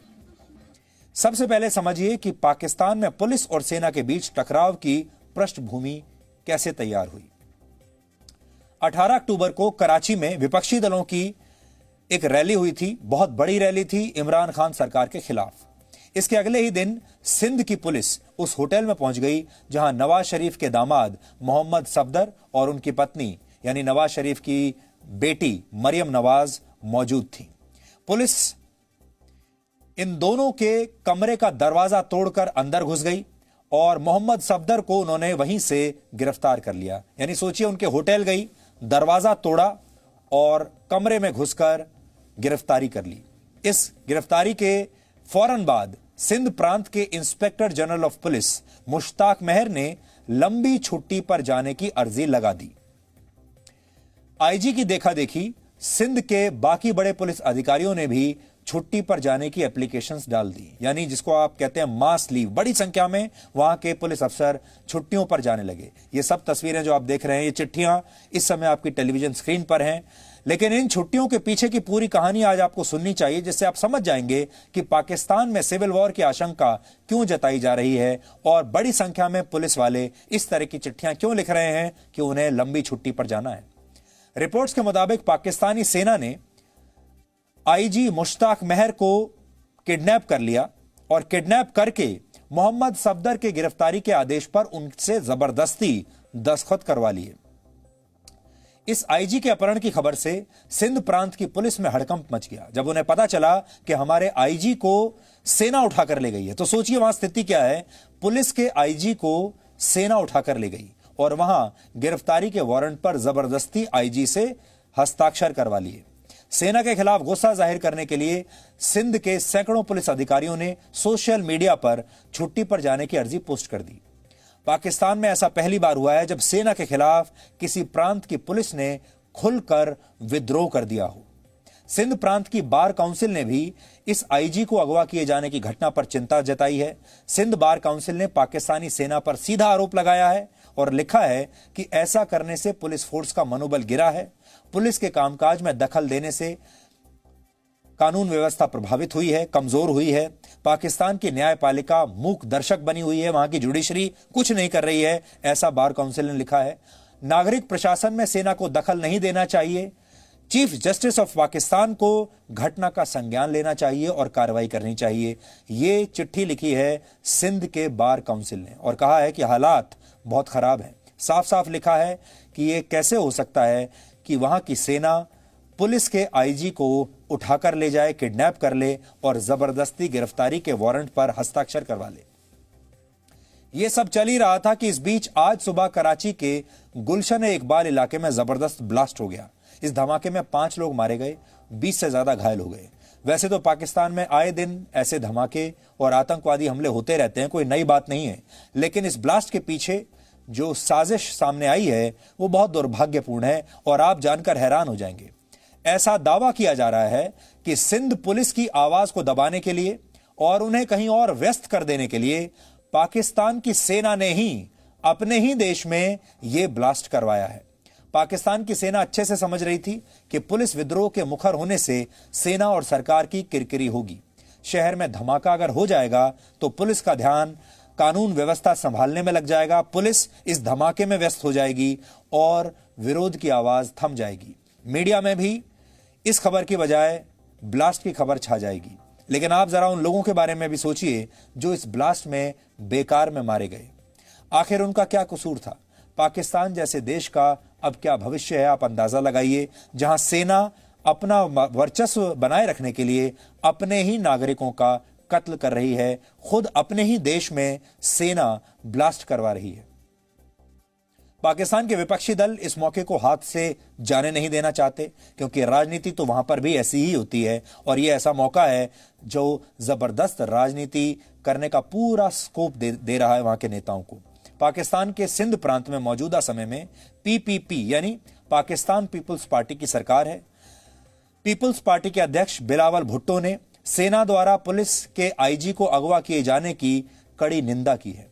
साथ ही उन्होंने सिंध पुलिस अधिकारियों के साथ एक तस्वीर ट्वीट की है और तस्वीर के साथ उन्होंने हैशटैग इस्तेमाल किया है जिसमें लिखा है hashtag we stand with Sindh police. ये तस्वीर उन्होंने पोस्ट की है। बेनजीर भुट्टो के पुत्र हैं बिलावल भुट्टो, उनकी पार्टी है पीपीपी और उनकी पार्टी को यह लगा कि अब यह शानदार मौका है इमरान खान पर हमला बोलने के लिए। मैं आपके सामने ये प्रेस कॉन्फ्रेंस कर रहा हूं पूरा पुलिस को ये हौसला देने के लिए कि पाकिस्तान पीपुल्स पार्टी और पाकिस्तान पीपुल्स पार्टी की हुकूमत आपके साथ खड़ी है। आपका इज्जत की सवाल है तो मेरा इज्जत का सवाल है। मैं इसको बर्दाश्त नहीं कर सकता। अगर मेरा पुलिस का कोई इज्जत नहीं रहेगा वो अपना काम कैसे करेंगे? ये नाकाबिल बर्दाश्त है। I have condemned it in the strongest possible words। जो मेरा सिविलियन हुकूमत का अथॉरिटी है वो तो अपना इन्वेस्टिगेशन करेंगे, लेकिन जहां ये इदारे भी जवाब दे हैं मैं उनसे भी मुतालबा करता हूं कि आप जरूर इस इंसिडेंट का इन्वेस्टिगेशन करें। हम ये नहीं अलाउ कर सकते हैं कि ये प्रेसिडेंट सेट हो। सब अपने इज्जत के लिए काम करते हैं, सब चाहते हैं कि हम अपने दायरे में, कानून के दायरे में काम करें। और जो भी हुआ, जैसे भी ये सारा इंसिडेंट अनफोल्ड हुआ है, मैं इसको टॉलरेट ना कर सकता हूं, ना करूंगा। बिलावल भुट्टो को अभी आपने सुना। बिलावल भुट्टो पाकिस्तान के पूर्व प्रधानमंत्री बेनजीर भुट्टो के पुत्र हैं और आपको याद होगा आज से 13 साल पहले बेनजीर भुट्टो की भी चुनाव प्रचार के दौरान हत्या कर दी गई थी और अब बिलावल भुट्टो उनकी पार्टी को संभाल रहे हैं और ये मौका है बिलावल भुट्टो के पास इमरान खान पर जमकर जबरदस्त राजनीतिक हमला करने का। पाकिस्तान की सेना का नाम भले ही बिलावल भुट्टो ने नहीं लिया, लेकिन जिस तरह से वो सिंध पुलिस के साथ खड़े हुए हैं वो पाकिस्तान की सेना और इमरान खान के लिए सीधी चुनौती है। पाकिस्तान के पूर्व प्रधानमंत्री नवाज शरीफ जो इस समय लंदन में हैं, उन्होंने भी पुलिस और सेना के बीच चल रहे इस टकराव पर चिंता जाहिर की है। सबसे पहले तो मैं ये कहूँगा कि जो मैं बार बार कहता चला आया हूँ कि इस मुल्क में दो मुतवाज़ी हुकूमतें चल रही हैं और स्टेट अबव द स्टेट है। वो आज मेरा ख्याल है कि साबित हो गया है, कल और आज। मेरा ख्याल है कि अब इसमें मज़ीद ग़ालिबन किसी सबूत की ज़रूरत नहीं रहती। मुझे बताया जाए कि किसने उठाया आईजी को और किसने उसे ज़बरदस्ती जो है वो एफआईआर दर्ज करवाई और किसने ज़बरदस्ती अरेस्ट करवाए। ये सब बातें जो है ना ये इतनी आसानी के साथ ब्रश साइड नहीं की जा सकती। लिहाजा मैं तो काफ़ी अरसे से कह रहा हूँ, मेरा ख्याल है कि वो लोग जो कि शायद जिनकी तादाद बहुत कम होगी जो तज़ब्ज़ुब का शिकार थे, आज मेरा ख्याल है उनको भी मालूम हो गया है कि जो नवाज शरीफ कहता है वो वाकई हकीकत पे मबनी है। फिर उसके बाद मैं सिंध की पुलिस को शाबाश देता हूँ जिन्होंने बहुत खुददारी और जिन्होंने बहुत ज़्यादा बहादुरी का सबूत दिया है और उन्होंने जो है वो आज इसके ख़िलाफ़ भरपूर एहतजाज किया है, जो मैं समझता हूँ कि बाकी मुल्क, कौम और सर्विसेज के लिए मशले राह है। पाकिस्तान में विपक्षी राजनीतिक दलों के रुख और सिंध के सिपाही विद्रोह ने जनरल बाजवा को बहुत कमजोर स्थिति में ला दिया है। उन्होंने बिलावल भुट्टो से फोन पर बात की है और पूरे घटनाक्रम पर जांच के आदेश दिए हैं। और सिंध पुलिस के जो आईजी हैं मुश्ताक मेहर, उन्होंने 10 दिनों तक अपनी छुट्टी पर नहीं जाने का फैसला किया है, लेकिन कराची की सड़कों पर हालात अभी भी सामान्य नहीं है। यानी पाकिस्तान में भी हालात बिल्कुल सामान्य नहीं है और वहां से कभी भी कोई भी बड़ी खबर आ सकती है। इसलिए हम इस पूरे मामले पर लगातार नजर रखे हुए हैं और जैसे ही ऐसी कोई बड़ी खबर वहां से हमें मिलेगी, हम आपको इसकी पूरी जानकारी लगातार ऐसे ही देते रहेंगे। पाकिस्तान से हमारी ये लगातार जो कवरेज है ये ऐसे ही जारी रहेगी। नवाज शरीफ लंदन में बैठे हैं, रिमोट कंट्रोल से सब कुछ संचालित कर रहे हैं। जो कुछ पाकिस्तान में हो रहा है नवाज शरीफ यही तो चाहते थे और नवाज शरीफ लंदन में बैठकर, जैसा मैं आपको बता रहा हूं, टेक्नोलॉजी की मदद से डिजिटल रैलियां कर रहे हैं, सोशल मीडिया का पूरा इस्तेमाल कर रहे हैं, वहीं से बैठे बैठे टीवी पर बयान दे रहे हैं और उन बयानों का और उन डिजिटल रैलियों का पाकिस्तान की जमीन पर जबरदस्त असर हो रहा है। इमरान खान आज बहुत पछताते होंगे कि उन्होंने नवाज शरीफ को जेल से बाहर निकालकर लंदन जाने की इजाजत क्यों दे दी। और तब आपको याद होगा नवाज शरीफ ने कहा था कि उनकी तबीयत बहुत खराब है। वहां के डॉक्टरों ने यह कह दिया था कि अगर नवाज शरीफ को इलाज के लिए लंदन नहीं भेजा तो ये बचेंगे नहीं, इनकी मौत निश्चित है। इतनी तबीयत खराब नवाज शरीफ की हो गई थी। इमरान खान दबाव में आ गए, उन्होंने नवाज शरीफ को जेल से बाहर निकालकर लंदन जाने की इजाजत दे दी और लंदन जाते ही नवाज शरीफ बिल्कुल ठीक हो गए, चल फिर रहे हैं, बयान दे रहे हैं, रैलियां कर रहे हैं, रणनीति बना रहे हैं। इमरान खान की उन्होंने नाक में दम कर दिया है और आज इमरान खान को यह समझ में आ रहा है कि वो कितने कच्चे खिलाड़ी थे कि उन्होंने नवाज शरीफ को जेल से निकालकर लंदन भेज दिया और अब लंदन से रिमोट कंट्रोल से वो सब कुछ ऑपरेट कर रहे हैं। ये बहुत दिलचस्प कहानी है। अब आज का सवाल, आज आपको यह बताना है कि नेताजी सुभाष चंद्र बोस ने आजाद हिंद सरकार का गठन किस देश में किया था। आप इस पर रिसर्च कीजिए। ब्रेक के बाद हम आपको इस सवाल का सही जवाब बताएंगे, लेकिन इनाम का लालच मत रखिए।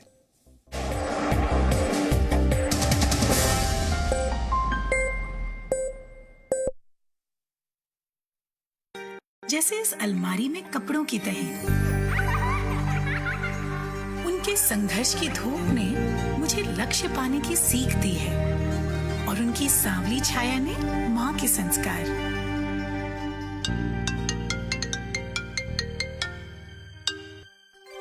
प्रणाम पापा। जीते रहो। आज तो हाँ पता है, आज आपके लिए बहुत स्पेशल दिन है। आज मैं आपको बहुत मिस कर रही हूँ पापा। इतिहास में ऐसा पहली बार हो रहा है जब लेफ्टिनेंट के परिवार वाले पासिंग आउट परेड का हिस्सा नहीं बन पाए, लेकिन कोरोना काल में 130 करोड़ भारतीय उनसे यही कहना चाहते हैं, विजयी भव। पापा कहते हैं कि संभव की सीमा जानने के लिए असंभव से आगे निकलना पड़ता है और योद्धा वही है जिसके मन में गौरवशाली परंपराओं के लिए सम्मान हो और जिसके कंधों पर अपने देश का अभिमान हो। Ladies and gentleman, lieutenant Anjali Kumar. Zee news, परंपरा संस्कारों की। सपने एक स्पर्श से जगते हैं। कहते हैं ना, पहला कदम ही सफलता की सीढ़ी बनता है। Yes, I know. How can I forget that? अरे दिव्या, कितना टाइम लगेगा यार?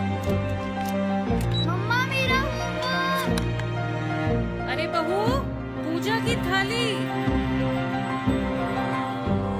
परिवार की आशाएं बेड़ियां बनेंगी या पंख, चुनना आपको है। समय की धड़कन नहीं बदलती, समय के साथ हम बदलते हैं।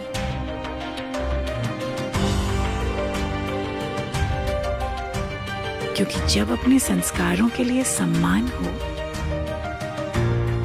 तो दुनिया झुकती है। जी न्यूज, परंपरा संस्कारों की।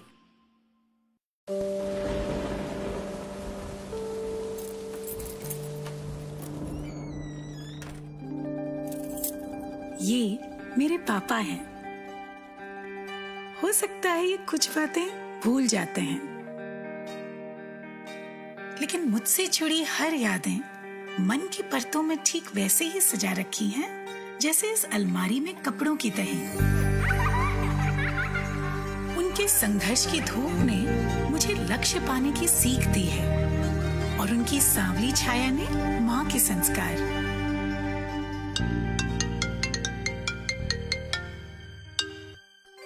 प्रणाम पापा। जीते रहो। आज तो हाँ पता है, आज आपके लिए बहुत स्पेशल दिन है।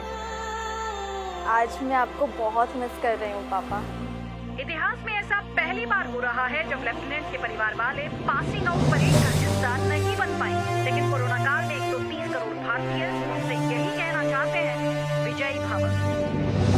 पापा कहते हैं कि संभव की सीमा जानने के लिए असंभव से आगे निकलना पड़ता है और योद्धा वही है जिसके मन में गौरवशाली परंपराओं के लिए सम्मान हो और जिसके कंधों पर अपने देश का अभिमान हो। Ladies Ladies and gentlemen, Lieutenant Anjali Kumar. Zee news, परंपरा संस्कारों की। सपने एक स्पर्श से जगते हैं। कहते हैं ना, पहला कदम ही सफलता की सीढ़ी बनता है। Yes, I know. How can I forget that?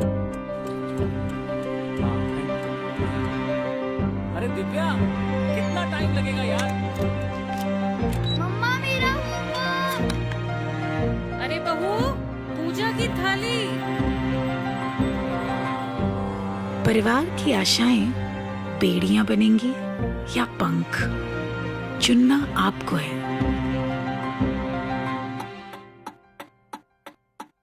समय की धड़कन नहीं बदलती, समय के साथ हम बदलते हैं।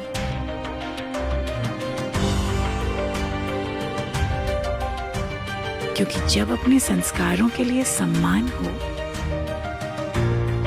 तो दुनिया झुकती है। जी न्यूज, परंपरा संस्कारों की।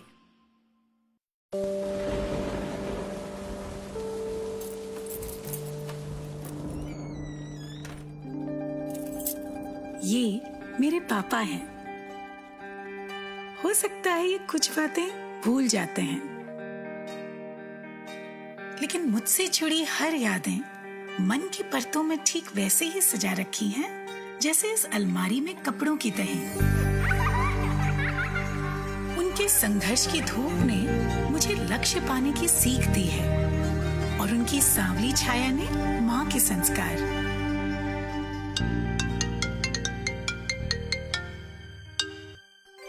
प्रणाम पापा। जीते रहो।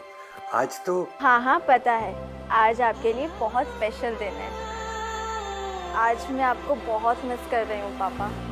इतिहास में ऐसा पहली बार हो रहा है जब लेफ्टिनेंट के परिवार वाले पासिंग आउट परेड का हिस्सा नहीं बन पाए, लेकिन कोरोना काल में 130 करोड़ भारतीय उनसे यही कहना चाहते हैं, विजयी भव। पापा कहते हैं कि संभव की सीमा जानने के लिए असंभव से आगे निकलना पड़ता है, और योद्धा वही है जिसके मन में गौरवशाली परंपराओं के लिए सम्मान हो और जिसके कंधों पर अपने देश का अभिमान हो। Ladies and gentlemen, Lieutenant Anjali Kumar. Zee news, परंपरा संस्कारों की।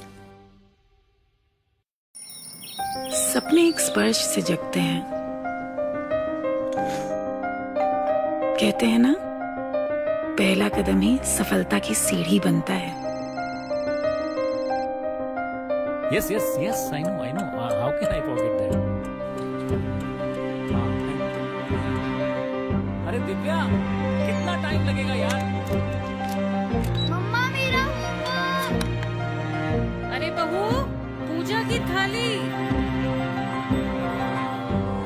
परिवार की आशाएं बेड़ियां बनेंगी या पंख, चुनना आपको है। समय की धड़कन नहीं बदलती, समय के साथ हम बदलते हैं।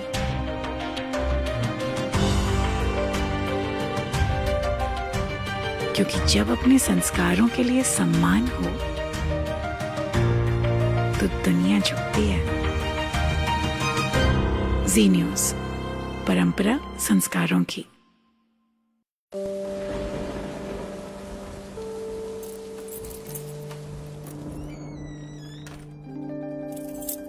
ये मेरे पापा हैं। हो सकता है ये कुछ बातें भूल जाते हैं, लेकिन मुझसे जुड़ी हर यादें मन की परतों में ठीक वैसे ही सजा रखी हैं जैसे इस अलमारी में कपड़ों की तहें।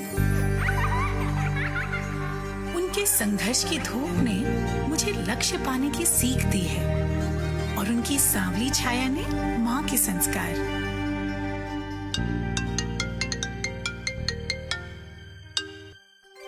प्रणाम पापा। जीते रहो।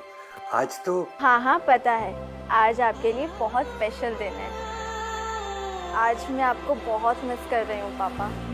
इतिहास में ऐसा पहली बार हो रहा है जब लेफ्टिनेंट के परिवार वाले पासिंग आउट परेड का हिस्सा नहीं बन पाए, लेकिन कोरोना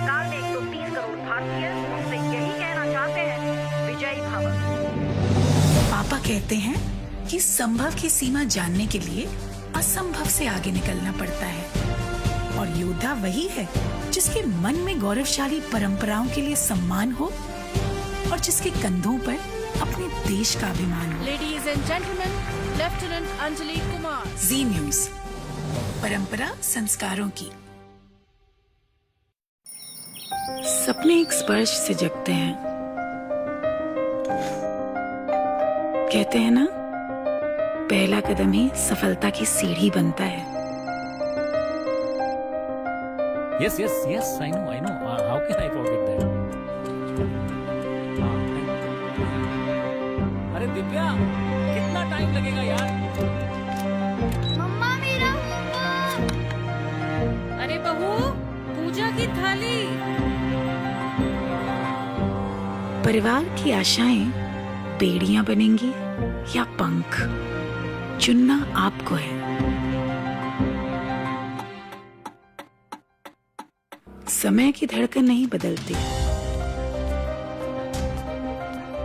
समय के साथ हम बदलते हैं।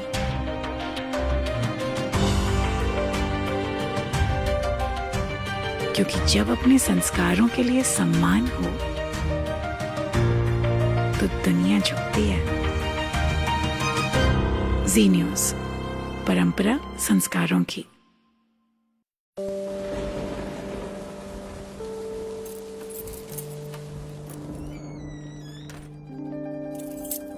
ये मेरे पापा हैं। हो सकता है ये कुछ बातें भूल जाते हैं, लेकिन मुझसे जुड़ी हर यादें मन की परतों में ठीक वैसे ही सजा रखी हैं जैसे इस अलमारी में कपड़ों की तहें। उनके संघर्ष की धूप ने मुझे लक्ष्य पाने की सीख दी है और उनकी सांवली छाया ने माँ के संस्कार।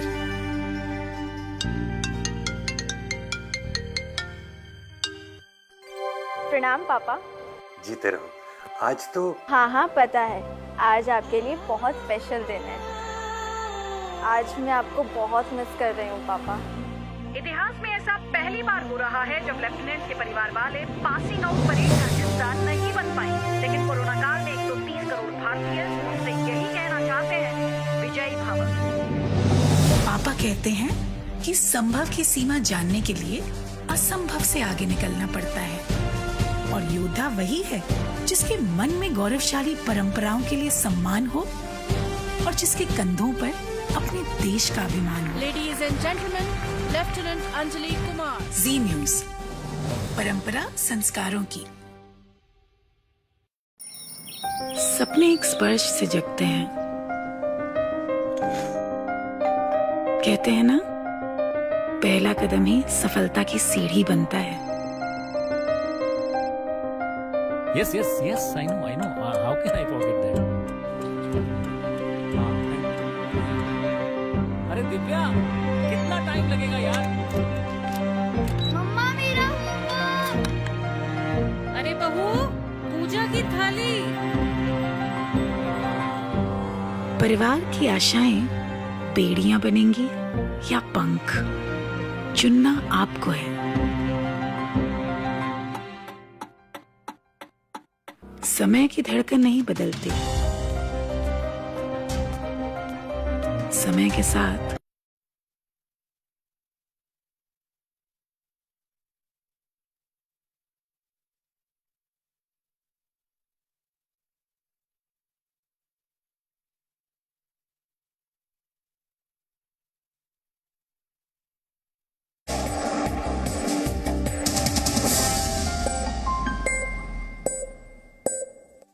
और अब देखते हैं कि आज के इतिहास में क्या लिखा है। वर्ष 1943 में आज ही के दिन नेताजी सुभाष चंद्र बोस ने सिंगापुर में provisional government of free India यानी आजाद हिंद सरकार का गठन किया था। जापान से मिली आर्थिक, सैन्य और राजनीतिक मदद से भारत के राष्ट्रवादियों ने इस सरकार की नींव रखी थी। जर्मनी, जापान, फिलीपींस और थाईलैंड ने आजाद हिंद सरकार को उस समय राजनीतिक मान्यता भी दे दी थी। इस सरकार के अध्यक्ष यानी head of state Netaji Subhash Chandra Bose थे।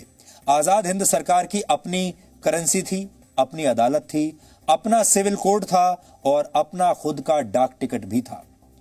नाजी जर्मनी द्वारा आजाद हिंद फौज के लिए 6 प्रकार के डाक टिकट जारी किए गए थे। इन्हें आजाद हिंद स्टैंप्स कहा जाता था और इस सरकार का अपना खुद का बैंक भी था, जिसकी स्थापना अप्रैल 1944 में म्यांमार की तत्कालीन राजधानी रंगून में हुई थी। वर्ष 1833 में आज ही के दिन डायनामाइट और डेटोनेटर के आविष्कारक एल्फ्रेड नोबेल का जन्म स्वीडन की राजधानी स्टॉकहोम में हुआ था। उन्होंने इन 2 आविष्कारों से बहुत पैसा कमाया और बाद में इसी पैसे और संपत्ति के जरिए नोबेल पुरस्कार की स्थापना हुई। एल्फ्रेड नोबेल वर्ष 1894 से 1896 तक 2 वर्षों तक तोप और दूसरे हथियार बनाने वाली कंपनी बोफोर्स के मालिक भी रहे। हमें यकीन है बोफोर्स तोप के बारे में आपने जरूर सुना होगा। ये तोपें भारतीय सेना के तोपखाने का एक अहम हिस्सा हैं और ये भी एल्फ्रेड नोबेल के कंपनी में ही बनी है। एल्फ्रेड नोबेल ने हथियारों के 90 कारखाने लगाए थे और उनके नाम पर 355 पेटेंट भी थे। विनाश के हथियार बनाते बनाते एल्फ्रेड नोबेल को पश्चाताप हुआ और उन्हें लगा कि उन्हें मानव कल्याण की दिशा में अब काम करना चाहिए। इसलिए उन्होंने अपनी कमाई से, इस पैसे से जो उन्होंने हथियार बेच बेच कर कमाया, नोबेल पुरस्कारों की स्थापना की। ये पुरस्कार शांति के लिए दिए जाते हैं, साहित्य, फिजिक्स, केमिस्ट्री, चिकित्सा विज्ञान और अर्थशास्त्र के क्षेत्र में दिए जाते हैं। और आपने ये भी देखा होगा, दुनिया के बड़े बड़े लोग, चाहे वो डॉक्टर हों, वैज्ञानिक हों, राजनेता हों, नोबेल पुरस्कार पाने के लिए कितने बेताब रहते हैं। और वर्ष 1931 में आज ही के दिन सदाबहार अभिनेता शम्मी कपूर का जन्म हुआ था। वर्ष 1948 में उन्होंने फिल्मों की दुनिया में पहला कदम एक जूनियर आर्टिस्ट के तौर पर रखा था। उस समय उनकी सैलरी सिर्फ 50 रुपए प्रति महीना थी। वो 1950 और 60 के दशक के सुपरस्टार थे। उन्हें उनके ऊपर फिल्माए गए एक गाने की वजह से याहू मैन भी कहा जाता है। अपनी जबरदस्त ऊर्जा और डांस की वजह से उन्हें भारत का पहला डांसिंग स्टार भी कहा जाता है। जंगली, एन इवनिंग इन पेरिस, तुमसा नहीं देखा और कश्मीर की कली शम्मी कपूर की कुछ यादगार फिल्में हैं। शम्मी कपूर बहुत टेक सेवी भी थे। उन्होंने internet users community of India और एथिकल हैकर्स एसोसिएशन जैसी संस्थाओं की स्थापना में बहुत बड़ी भूमिका निभाई थी और वो भारत में उन गिने चुने लोगों में से थे जिन्होंने सबसे पहले इंटरनेट का प्रयोग करना शुरू किया था। तो डीएनए में आज इतना ही। अब आपसे हमारी मुलाकात होगी कल रात 9 बजे। तब तक आप खुश रहिए, सुरक्षित रहिए, स्वस्थ रहिए और जीवन के कैनवस से आपके पैरों के निशान और इंटरनेट की दुनिया से आपके डेटा के निशानों को कोई नहीं मिटा सकता। इसलिए अपना मार्ग बहुत सोच समझ कर चुनें और अपने डेटा को भी सोच समझ कर ही शेयर करें। नमस्कार।